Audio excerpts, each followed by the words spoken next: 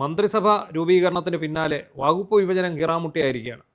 അത് നമ്മളെ അവരെ അത്ഭുതപ്പെടുത്തുകയാണ്. കാരണം വളരെ പെട്ടെന്ന് തന്നെ മന്ത്രിമാരെ തിരഞ്ഞെടുക്കാനും അവർ സത്യപ്രതിജ്ഞ നടത്താനും എല്ലാ കാര്യങ്ങളും അവരുടെ ഭംഗിയായി നടക്കുമ്പോൾ ഈ വകുപ്പ് വിഭജനം സംബന്ധിച്ച് എന്തുകൊണ്ട് വീണ്ടും നീളുന്നു എന്നുള്ളത് പ്രസക്തമായ ചോദ്യം. ഈ നമ്മളെല്ലാവരും വിചാരിച്ചിരുന്നത് എന്താ, വി ഡി സതീശൻ അധികാരത്തിലേൽക്കുമ്പോൾ സഭകളും സമുദായങ്ങളും ഒക്കെ ഒരു വിളിപ്പാട് അകലെ മാറി നിൽക്കും, അല്ലെ കുറെ അകലത്തേക്ക് മാറ്റി നിർത്തി അദ്ദേഹം ചെയ്യുക.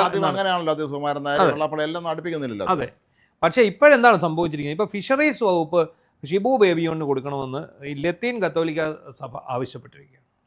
പക്ഷേ ഷിബു ബേബിയോണെങ്കിൽ താല്പര്യമില്ല എന്നുള്ള വേറെ പ്രധാനപ്പെട്ട കാര്യം. അദ്ദേഹത്തിന് താല്പര്യമില്ലാത്ത വകുപ്പ് ലത്തീൻ കത്തോലിക്ക സഭ തീരുമാനിക്കുകയാണ്. അപ്പോൾ അദ്ദേഹം പറഞ്ഞിരിക്കുന്നത് എന്താണ്, എനിക്ക് വനം വകുപ്പും വനം വികസനം, നൈപുണ്യ വികസനം, കശുവണ്ടി വികസനം, ഇങ്ങനെ 3 വകുപ്പുകൾ ആണ് എനിക്ക് താല്പര്യം, എനിക്ക് ഫിഷറീസ് വകുപ്പ് വേണ്ട എന്ന് അദ്ദേഹം തീർത്തു പറഞ്ഞു. അപ്പോൾ അതിനേക്കാൾ രസം ഫിഷറീസ് വകുപ്പ് ഞങ്ങൾക്ക് വേണമെന്ന് പറഞ്ഞ് മുസ്ലിം ലീഗ് രംഗത്ത്. സാധാരണ മുസ്ലിം ലീഗ് ഫിഷറീസ് വകുപ്പ് എടുത്തിട്ട് എൻ്റെ ഓർമ്മയിൽ ഈടയ്ക്കുന്നവരെ എടുത്തായിട്ട് എനിക്ക് ഒരു ഓർമ്മയില്ല. പണ്ടെങ്ങാനും ചിലപ്പോൾ കൈവശം വെച്ചിരിക്കാം. അല്ല, ഫിഷറീസ് വകുപ്പ് അവർ സാധാരണ അവർ കൈകാര്യം ചെയ്യാറില്ലാത്തതാണ്. എന്തുകൊണ്ടാണെന്ന് അറിഞ്ഞില്ല, പെട്ടെന്ന് തന്നെ അവർക്ക് താല്പര്യം. അവർ ഫിഷറീസ് വകുപ്പ്, അത് മാത്രമല്ല അവർ ഉന്നത വിദ്യാഭ്യാസം കൂടി ചോദിച്ചു. അവിടെ തർക്കം വരുന്നു. കാരണം അത് ഹയർ എഡ്യൂക്കേഷൻ എന്ന് പറയുന്നത് കോൺഗ്രസ് എടുക്കണമെന്നുള്ളതാണ് ഒരു വിഭാഗത്തിൻ്റെ. അത് ആരുടെ താല്പര്യമാണെന്ന് അറിയാമോ? ക്രൈസ്തവ സഭകളുടെ താല്പര്യം. അപ്പോൾ എന്താണ് ഇപ്പോൾ ചുരുക്കത്തിൽ സംഭവിച്ചിരിക്കുന്നത്?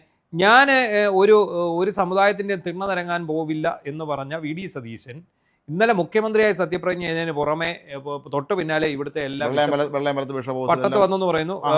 ഈ പറയുന്ന ബിഷപ്പ് ഹൗസുകളിലെല്ലാം കയറിയിറങ്ങി. അപ്പോൾ അടുത്ത ചോദ്യം വന്നിരിക്കുന്നു, സമുദായ നേതാക്കൾക്ക് പിന്നെ എന്തുകൊണ്ടാണ് അയിത്തം വന്നിരിക്കുന്നത് എന്നുള്ള ചോദ്യം.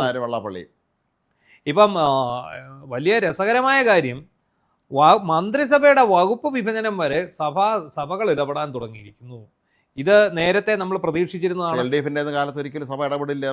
അവിടെ ഇടപെടാൻ ചെല്ലുമ്പോൾ അവിടെ പോയി വേറെ പണി നോക്കാൻ പറ്റും.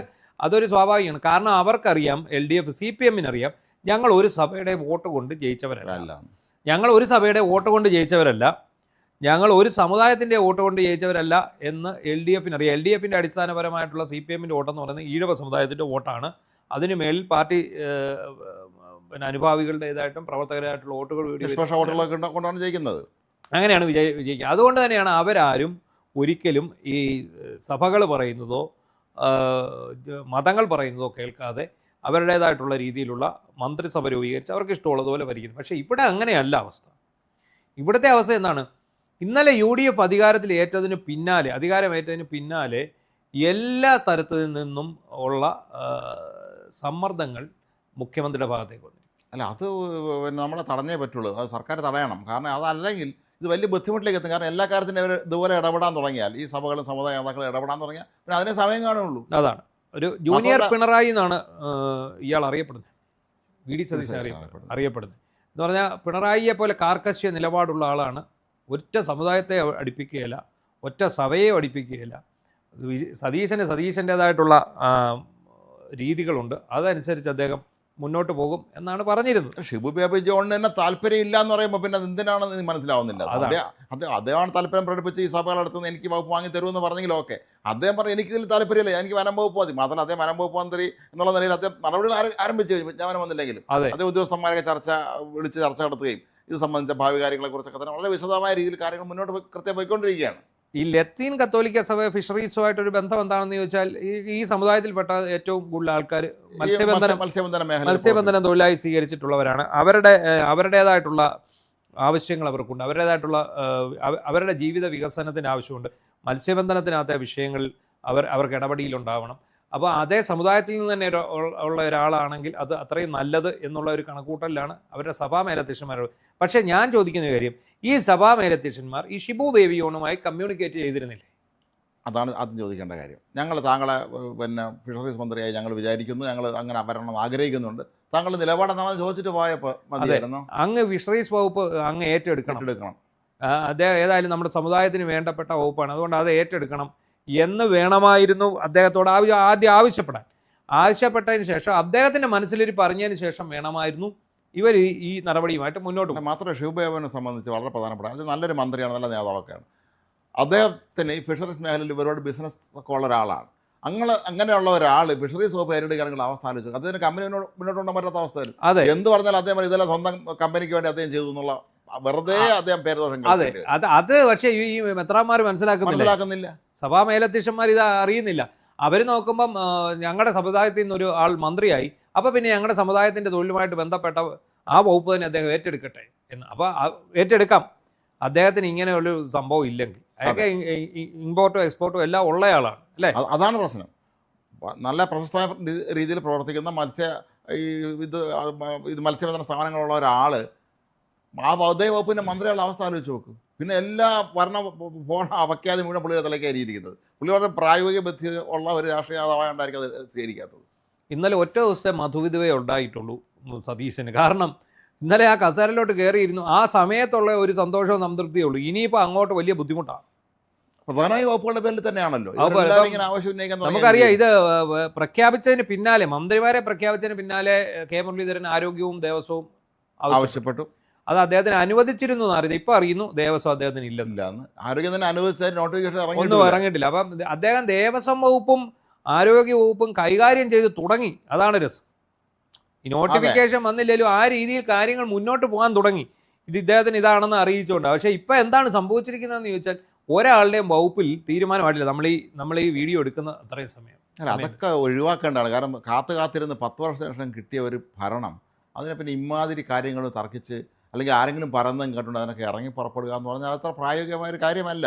ഒരു കാരണവശാലും ഇത്തരം മതസംഘടനകൾ പറഞ്ഞതൊന്നും അനുസരിക്കരുത്. അത് മതപരമായ കാര്യങ്ങൾ ഇടപെട്ടോട്ടെ. ഓക്കെ, അവരുടെ സമുദായ മതങ്ങളുടെ എന്തെങ്കിലും ആവശ്യങ്ങളൊക്കെ അതുമായി ബന്ധപ്പെട്ട ആത്മീയ കാര്യങ്ങളിൽ എന്തെങ്കിലും ആവശ്യങ്ങൾ ഒന്ന് പറയട്ടെ. അതല്ലാതെ നിങ്ങൾ ഇന്ന വകുപ്പ് കയറി ചെയ്യണം, ഞങ്ങളുടെ സമുദായക്കാർ ഇന്ന വകുപ്പ് കൊടുക്കണമെന്ന് പറയാൻ തുടങ്ങിയാൽ പിന്നെ അതിന് സമയം കാണുള്ളൂ.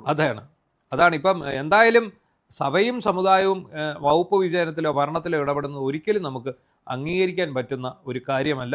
മാത്രമല്ല, ഓരോ വകുപ്പുകളും സംബന്ധിച്ച് UDFനുള്ളിൽ ഒരു ധാരണ ഉണ്ടാകണമല്ലോ. UDFനുള്ളിൽ നേരത്തെ ഒരു ധാരണ ഇത് ഉണ്ടാക്കണമായിരുന്നു. ഞങ്ങൾക്ക് ഇന്ന വകുപ്പുകൾ. ഇത് ചുമ്മാ കുറേ മന്ത്രിമാരെ പ്രഖ്യാപിച്ച് വെച്ച് പിന്നീടാണ് ഇവിടെ വകുപ്പ് വിഭജനം നടക്കുന്നത്. അതൊരു അബദ്ധമായോ എന്നൊരു സംശയമുണ്ട്. കാരണം അത് നേരത്തെ കാര്യത്തിലൊരു ധാരണയോടുകൂടി തന്നെ പോകണമായിരുന്നു.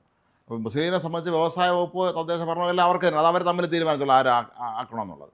അതല്ലാതെ ഈ ഓരോ ഉന്നത വിദ്യാഭ്യാസ വകുപ്പ്, അതല്ലെങ്കിൽ ഈ ഇപ്പോൾ പറഞ്ഞ ഫിഷറീസ് വകുപ്പ്, ഇതൊക്കെ ആരെടുക്കണമെന്നുള്ള സഭ തീരുമാനിക്കാൻ തുടങ്ങിയാൽ ഇതിന് പിന്നെ കോൺഗ്രസ് എന്ന പ്രസ്ഥാനത്തിൻ്റെ പ്രസക്തി. അപ്പോൾ നമ്മളൊന്ന് ശ്രദ്ധിച്ചോണം, ഇതൊരു സഭയും ഒരു ഘടകകക്ഷിയും ചേർന്ന് അവരങ്ങ് തീരുമാനിക്കുക ഞങ്ങൾക്ക് ഇന്ന വകുപ്പ്. അതെങ്ങനെ സംഭവിക്കും? അതൊരു കാരണവശാലും ഒരു ജനാധിപത്യ ഗവൺമെൻറ്റിനകത്ത് അതൊരിക്കലും പാടില്ല. അതിനുള്ളിൽ കൂട്ടായ ചർച്ചകൾ വേണം. ആ ചർച്ചകൾക്കനുസരിച്ച് വേണം ഈ വകുപ്പ് വിഭജനം ചെയ്യാനും അത് കൊടുക്കാനും ഉള്ളത്. ഇപ്പോൾ എന്താണെങ്കിലും ശരി, ഒരു കാര്യം നമുക്ക് ഉറപ്പായി, ഈ ഭരണം വളരെ കഷ്ടപ്പെട്ട മുന്നോട്ട് പോകും എന്നുള്ള കാര്യം ബുദ്ധിമുട്ടേണ്ടി വരും തോന്നുന്നുണ്ട്. കാരണം ഇതാണ് അവസ്ഥയെങ്കിൽ പിന്നെ എന്ത് ചെയ്യും? കാരണം VD സതീശൻ ഒരു പക്ഷേ ഇവരെ പിണക്കാൻ സാധിച്ചു. പക്ഷേ ഈ മന്ത്രിസഭാംഗങ്ങൾക്ക് അത് പറ്റില്ല. അല്ല, അതാണ് അടുത്തൊരു ചോദ്യം. VD സതീശനാണെങ്കിൽ അവരെ പിണക്കി മുന്നോട്ട് പോകാൻ പറ്റും. പക്ഷേ മന്ത്രിസഭാ അംഗങ്ങൾ പലരും ഇവരുടെ വളരെ കടുത്ത അനുയായികളാണ്. VD സതീശൻ ഒറ്റയാനായതുകൊണ്ട് ഇപ്പം വേറൊരു വിഷയങ്ങളുണ്ട്. VD സതീശൻ ഇന്നലെ വടശ്ശേരിയിൽ ദാമോദര മേനോൻ സതീശൻ എന്ന് പറഞ്ഞ് സത്യപ്രതിജ്ഞ ഇതിനെ ചൊല്ലി വലിയ പ്രശ്നം ഉണ്ടായിട്ടുണ്ട്. അദ്ദേഹത്തിൻ്റെ ജാതി ഇറക്കിയിട്ടു. അദ്ദേഹത്തിൻ്റെ അഫിഡാവിറ്റിൽ അദ്ദേഹം VD സതീശനാണ്. പാസ്പോർട്ടിൽ മാത്രമാണ് ഈ ദാമോദര മേനോൻ മകൻ സതീശനുള്ളത്. അത് ഇന്നലെ അദ്ദേഹം പക്ഷേ ഇത് ചെയ്ത സമയത്ത് അത് പറഞ്ഞതിലൂടെ അദ്ദേഹത്തിൻ്റെ സമൂഹത്തിൽ ഉന്നത ശ്രേണിയിലുള്ള ആളാണെന്ന് പറഞ്ഞിരിക്കുകയാണ് എന്നാണ് ഇപ്പോൾ ഒരു വന്നിരിക്കുന്നത്. അപ്പോൾ ചുരുക്കി പറഞ്ഞാൽ വേറൊരു കാര്യം കൂടിയുണ്ട്. ഈ വെള്ളാപ്പള്ളി നടേശന് താല്പര്യമില്ല എന്ന് പറയുന്നു. ഇപ്പോൾ വെള്ളാപ്പള്ളി നടേശന് വേണ്ട പിന്നെ ചില കാര്യങ്ങൾ ഇദ്ദേഹം ഇപ്പോൾ ആദ്യത്തെ നിയമനങ്ങളിലൂടെ ചെയ്തു കൊടുത്തു എന്നൊരു ആക്ഷേപവും രംഗത്ത് വരുന്നുണ്ട്. അപ്പോൾ ചുരുക്കി പറഞ്ഞാൽ എന്താണ്, UDF ഭരണം തുടങ്ങിയാൽ ഇന്ന കാര്യങ്ങൾ സംഭവിക്കുമെന്ന് CPM നേരത്തെ പറഞ്ഞിരുന്നതാണ്. ഈ കളി കാണാൻ ജനങ്ങൾക്ക് ഒരു താല്പര്യവും ഇല്ലതാനും. പിന്നെ ഈ 10 വർഷത്തെ പിണറായിയുടെ അന്തം വിട്ട ഭരണം കാരണം ഗതികെട്ടുപോയ ജനങ്ങൾ മറ്റൊരു ബദലും ഇല്ലാത്തത് കൊണ്ട് വോട്ട് ചെയ്ത് വിജയിപ്പിച്ചതാണ്. നമ്മൾ എന്താണോ ഭയന്നിരുന്നത് ആ രീതിയിലാണ് ഇപ്പോൾ കാര്യങ്ങൾ. ഇത് എന്താണ് പറഞ്ഞ് പഴകിയ ഒരു പഴയ തമാശയാണെങ്കിൽ പോലും പണ്ട് ഈ സമുദായ അടിസ്ഥാനത്തിൽ ഈ MLC-മാർ ശ്രീമൂലം പ്രജാസഭയൊക്കെ ഉണ്ടായിരുന്ന കാലത്ത്, അന്ന് നോമിനേറ്റ് ചെയ്യുന്നൊരു കാലത്ത് സമുദായ അടിസ്ഥാനത്തിലാണ്. അപ്പോൾ ഒരു സമുദായക്കാരനെ ഏതോ സമുദായത്തിൽപ്പെട്ട MLC ഒന്ന് ഉറങ്ങിപ്പോയി പ്രശ്നം. അത് MLC-മാരാണ്. അപ്പോൾ അത് ഉറങ്ങിപ്പോയി. അദ്ദേഹം ഉണർന്ന് നോക്കുമ്പോൾ എന്തോ ഒരു കാര്യം പങ്കുവയ്ക്കുന്ന കാര്യം, എന്തോ ഒരു കാര്യമാണ് അദ്ദേഹം പെട്ടെന്ന് പറഞ്ഞത്. എൻ്റെ സമുദായത്തിന് വേണം 2 മ്യൂസിയത്തിലേക്ക് ജിറാഫിനെ ഓട്ടത്തിനെ കണ്ട് കൊണ്ടുവരണം പരിപാടിയായിട്ട് പറഞ്ഞത്. അപ്പോൾ അദ്ദേഹം അന്ന് ശ്രദ്ധിച്ചില്ല എൻ ഡി എ സമുദായത്തിന് ഇതിന് 2 വേണമെന്ന് പറഞ്ഞു. അതുപോലത്തെ ഒരു അവസ്ഥയാണ് സംഭവിക്കുന്നത്. എല്ലാം ഈ ഞങ്ങളുടെ സമുദായത്തിന് വേണമെന്നുള്ള ആ ചിന്ത പോലും പാടില്ലാത്തതാണ് കാര്യം. അതൊരു ആത്മീയ മാർഗത്തിൽ സഞ്ചരിക്കുന്ന ആളുകൾ ഒരിക്കലും എൻ്റെ സമുദായം എന്നുള്ള ചിന്തിക്കാൻ പാടില്ല. എല്ലാവരെയും ഒരുപോലെ കാണണമെന്നാണ് എല്ലാ മതങ്ങളും നമ്മളെ പഠിപ്പിച്ചിട്ടുള്ളത്. നമ്മളെല്ലാവരും സഹോദരരെ കാണണമെന്നൊക്കെയാണ്. നിന്നെപ്പോലെ നിൻ്റെ അയൽക്കാരനെ സ്നേഹിക്കണമെന്ന് പറഞ്ഞ ക്രിസ്തുവിൻ്റെ അനുയായികളാണ് ഇപ്പോൾ പറഞ്ഞത് ഞങ്ങളുടെ സമുദായത്തിന് ഇത് വേണം. ഇതൊന്നും ഒരിക്കലും അംഗീകരിച്ച് കൊടുക്കരുത് എന്നുള്ളതാണ് നമ്മുടെ ഒരു അഭിപ്രായം. കാരണം അത് ശരിയായ ഒരു കീഴ്വഴക്കാവില്ല. പലപ്പോഴും യു.ഡി.എഫ് സർക്കാരുകൾ കേരളം ഭരിക്കുമ്പോൾ നേരത്തെ അവർ പലപ്പോഴും വെട്ടിലായി പോയിട്ടുള്ളൊരു വിഷയം ഇത് തന്നെയായിരുന്നു. ഇതിപ്പം ഇന്നലെ തന്നെ സതീശൻ മതമേലധ്യക്ഷന്മാരെ സന്ദർശിക്കാൻ പോയത് തന്നെ ഒരു വലിയ വിഷയമായിട്ട് മാറിയിരിക്കുകയാണ്. അങ്ങനെ ഒരു കീഴ്വഴക്കം ഇനിയെങ്കിലും ഉണ്ടാകാൻ പാടില്ല എന്നുള്ളതാണ് നമ്മളൊക്കെ കരുതിയിരുന്നത്. എന്തായാലും ഇങ്ങനെയൊക്കെയാണ് കാര്യങ്ങൾ മുന്നോട്ട് പോകുന്നതെങ്കിൽ ഈ യു.ഡി.എഫ് സർക്കാരിന് ഭരിക്കാൻ നേരെ ഉണ്ടാകുന്ന മാത്രമല്ല ഇന്ന് മറ്റൊരു രസകരമായ വാർത്ത വന്നിരിക്കുന്നത് പല മന്ത്രിമാർക്കും ഇഷ്ടപ്പെട്ട നമ്പർ വേണം വാഹനം. അതെ, വാഹനം വേണം, അതുപോലെ അവരുടെ ഔദ്യോഗിക വസതിയും വേണം. മത്സരം വന്നു ഒരു ഔദ്യോഗിക വസതിക്ക് വേണ്ടി 2-3 പേര് രംഗത്തിറങ്ങിയിരിക്കണമെന്ന് പറഞ്ഞുകൊണ്ട്. അപ്പം അതൊക്കെ ഒന്ന് പരിഹരിക്കാമെന്ന് പറഞ്ഞത് വളരെ വിചിത്രമാണ്. ഈ പറഞ്ഞ പോലെ ഈ ഓരോ നേതാക്കന്മാരും മന്ത്രിമാരും അവരവൻ്റെ സമുദായ നേതാക്കളെ വിളിച്ചുകൊണ്ട് ഇറങ്ങുകയാണെങ്കിൽ അത് വലിയ ബുദ്ധിമുട്ടുണ്ടാക്കും. വി.ഡി. സതീശനെ സംബന്ധിച്ചിടത്തോളം അത് വലിയ പ്രശ്നത്തിലേക്ക് കൊണ്ടെത്തിക്കും. ഓരോ കാര്യത്തിനും ചെന്ന് ഇവരുടെ അടുത്ത് നിന്ന് ഈ സമുദായ നേതാക്കളുടെ ചെന്ന് കണ്ട് വിശദീകരിക്കുക എന്ന് പറയുന്നത് കാര്യമല്ല. എന്തായാലും യു.ഡി.എഫ് സർക്കാർ നല്ല രീതിയിൽ മുന്നോട്ട് പോകണമെന്നാണ് ഇവിടുത്തെ പൊതുജനങ്ങളുടെ ആഗ്രഹിക്കുന്നത്. സമുദായങ്ങൾക്ക് അടിയറവ് പറയാതെ മുന്നോട്ട് പോകുക എന്നുള്ളത് മാത്രമേ ഇനി ഇതിനകത്ത് ഒരു മാർഗ്ഗമുള്ളൂ.